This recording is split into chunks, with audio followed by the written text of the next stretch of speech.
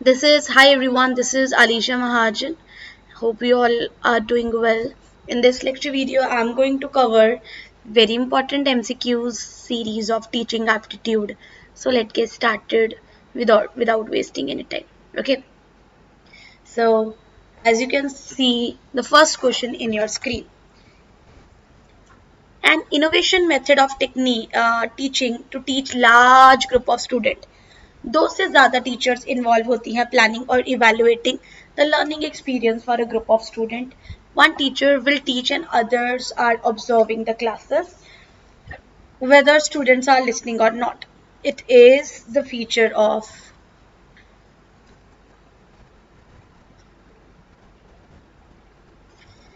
co-teaching, team teaching, lecture और video presentation.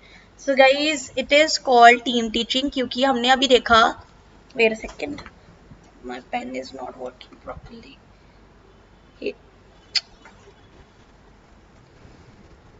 जैसे कि हमने अभी देखा, सर टीम टीचिंग इसमें क्यों आएगा, बिकॉज दो या दो से ज्यादा टीचर्स इसमें इन्वॉल्व है प्लानिंग में. Okay.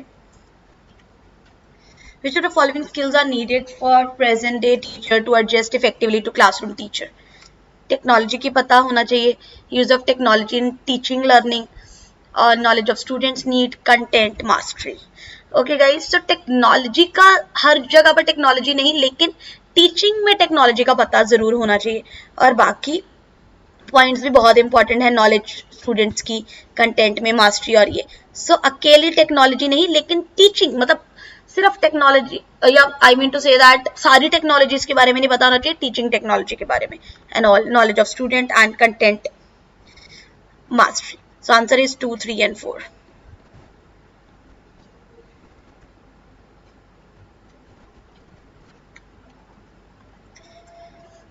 The teacher explains the student about relationship between principle and facts and teaches them how these principles can be applied. It focuses on mastery of the subject. Guys, so mastery of the subject and relationship.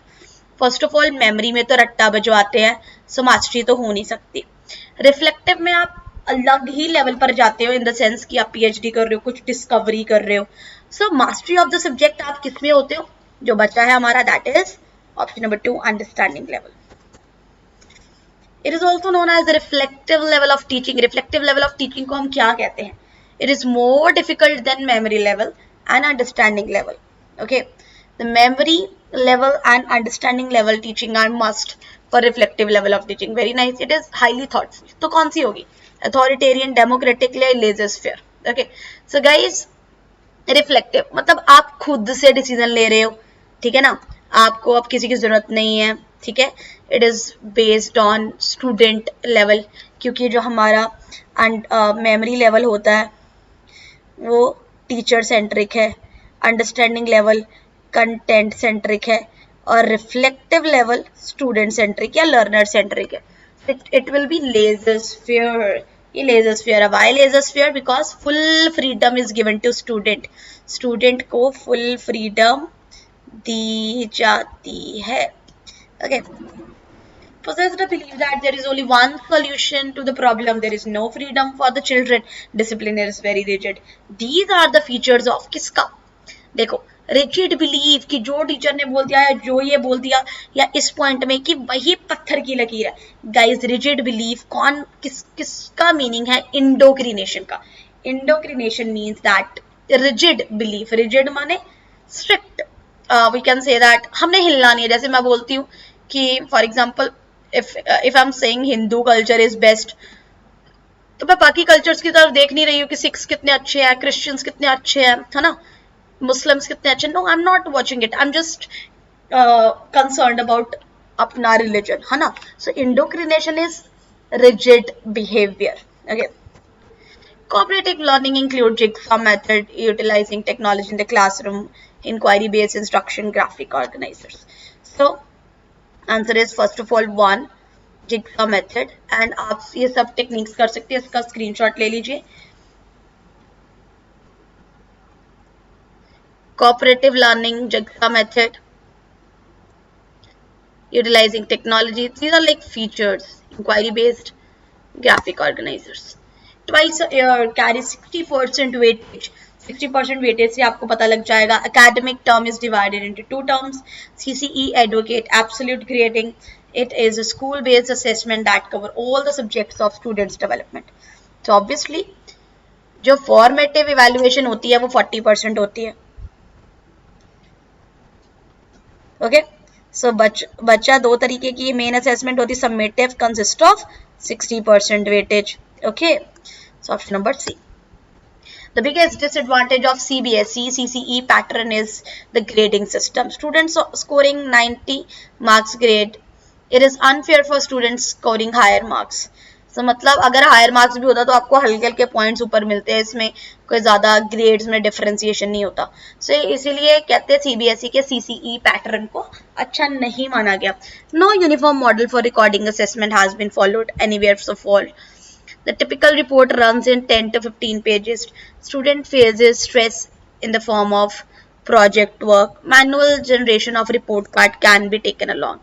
आपने बताना है इसमें से कौन सा गलत point बोला गया है इन पांचों में से. ओके. तो गाइज याद रखें, इसमें इन्होंने 10 to 15 पेजेस लिखे हैं, लेकिन इसकी रिपोर्ट में आपकी जो बच्चों की रिपोर्ट होती है वो 6 to 7 पेजेस होती है, ना कि 10 to 15. बाकी सब ठीक है कि इसमें जो ज़्यादा स्कोर करते हैं उनके साथ अनफेयर होता है, कोई यूनिफॉर्म मॉडल नहीं है, और स्ट्रेस बहुत होता है कि प्रोजेक्ट वर्क करना है, और रिपोर्ट कार्ड मैनुअली आप जनरेट करते हो तो प्रॉब्लम हो सकती है. The classroom is divided into 3 or more groups, and the classroom has multiple learning centers. As the students rotate through this, the teacher teaches the same material in different way to each group. For example, fraction may be taught with fraction line at one and with cubes at another. मतलब यहाँ पर क्या है, student rotate through it, teacher teach the same material in different way to each group. जैसे इस group को भी समझाएंगे, इस ग्रुप को भी समझाएंगे, इस ग्रुप को भी समझाएंगे. इट्स लाइक टीचर मैथ्स की एक ही है, यहाँ पर भी आ रहा है, यहाँ पर भी आ रहा है, यहाँ पर भी आ रहा है. ओके. डिफरेंट वेज में भी आप समझा सकते हो. तो it is like the station. अलग अलग स्टेशन में जाना आपने पढ़ाना है. Like for example these are intelligent student, इनको अलग तरीके से, कोई स्पेशल चाइल्ड है उनको अलग तरीके से. So station teaching, teacher same है लेकिन स्टूडेंट्स डिफरेंट है. So when there is rotation of student, teacher teaches the same material in different ways to different group. It is called station teaching. Okay. It can make you feel vulnerable. It can ask you to step outside of your comfort zone and allow another teacher to see how you approaches the classroom full of students. However, it also gives you the opportunity to learn about and improve your teaching skills by having a partner who can provide feedback and in some classes mentorship. तो इसका मतलब क्या होगा, parallel teaching, micro, team या station. इसका answer क्या होगा? The answer to this question is team teaching. देखो टीम में आप पढ़ाते हो यहाँ पर. Okay. So option number C, क्योंकि इंप्रूव करने का मौका मिलता है इन ऑल इसमें. Okay.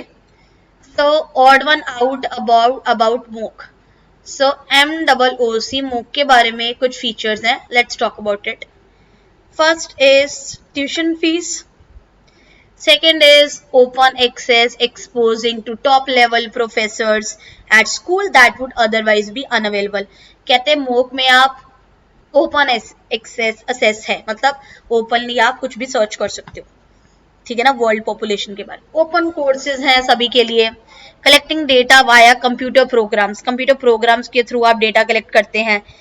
And traditional classroom participation cannot offer this type of precise information. Some enthusiastic professors have to found global sharing of knowledge more appealing. Many acknowledge that MOOC help in re-evaluate their pedagogical method while improving knowledge sharing. कहते हैं MOOC में बड़ा सारा help मिलता है कि global level पर sharing करने के और अपने आप को इम्प्रूव करने का. Okay. Answer to this question is tuition fees. यहाँ पर कोई ट्यूशन फीस नहीं होती है because it is free of cost. So MOOC के मैंने जो बाकी फीचर्स बोले हैं, ओपन एसेस है, ओपन कोर्सेज है, मतलब फ्री कोर्सेज है, कंप्यूटर रिलेटेड प्रोग्राम्स हैं, ग्लोबल शेयरिंग ऑफ प्रोग्राम्स है. So it is like all are free but tuition fees नहीं होती इसमें. These are the features of deduction, Plato, inborn, knowledge, reason is the main source of knowledge, maths and spiritual, Pythagoras theorem. So answer to this question is rationalism. ये rationalism के features हैं. Can help the trainer to draw breathe, gog the mood by listening to some discussion, change pace of discussion, encourage participant to reflect what was learning. ये किसके features हैं? याद रखना, जब gog the mood आए, breathe आए, so ये सब features है buzz method के. Assessment evaluates students' progress over a course of a semester. It is more than one time picture of what a learner has accomplished. So obviously अगर semester से ज़्यादा है, one time picture से ज़्यादा है, means आपने बहुत मेहनत करके उस पर्सन का टोटल प्रॉपर पोर्टफोलियो बनाया है. So answer to this question is 3, portfolio assessment. मतलब ओवरऑल असेसमेंट, ये नहीं सिर्फ एक क्लास का असेसमेंट कर लिया, कंबाइन करके छोटे होते बड़े होते स्पोर्ट्स में इधर से उधर से overall performance. Conformative assessment is extensive form of summative assessment. Summative assessment is extensive form of conformative assessment. So guys, let me tell you, conformative assessment is extensive form of summative assessment. First is true. क्यों? हमने summative assessment कर लिया, आपका evaluation कर ली कि ये बच्चा first आया है सेकंड आया.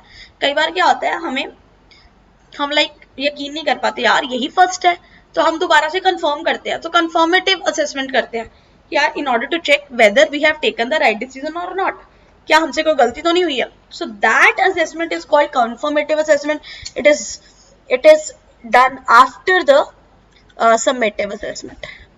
When the teacher compares average grade of his or her student against the average grade of entire school. मतलब there is a comparison. So when there is comparison, it is norm reference test. जब एक बच्चे का दूसरे बच्चे से comparison होता है उसे norm reference कहते हैं. जब आपका, इसका आंसर है सेकेंड, जब आपका स्टैंडर्ड से कंपैरिजन होता है, लाइक 6% बच्चों में आना है, अगर आप 6% में आ गए तो ठीक है, नहीं तो गेम से आउट, एनटीए से out. So what is that? Criteria reference test. An objective assessment is when you are comparing yourself with yourself only. आपका कंपैरिजन आपके साथ ही हो रहा है. ओके, एंड कंफर्मेटिव मैंने अभी अभी आपको करवाया. ओके, सो इस क्वेश्चन का answer norm reference. For a teacher teaching a classroom with large strength, which of the following technique is best? Debate, discussion, practicals, group work with lectures, lecture and class note. बहुत सारी याद रखना, बहुत सारी strength है ना, तो lecture method is best, क्योंकि लेक्चर मेथड में बच्चे नहीं बोलते हैं, टीचर अपना पढ़ाते हैं, क्लास नोट्स बच्चे साथ साथ में बच्चे नोट करते हैं. So this is a best method. Okay, I can say.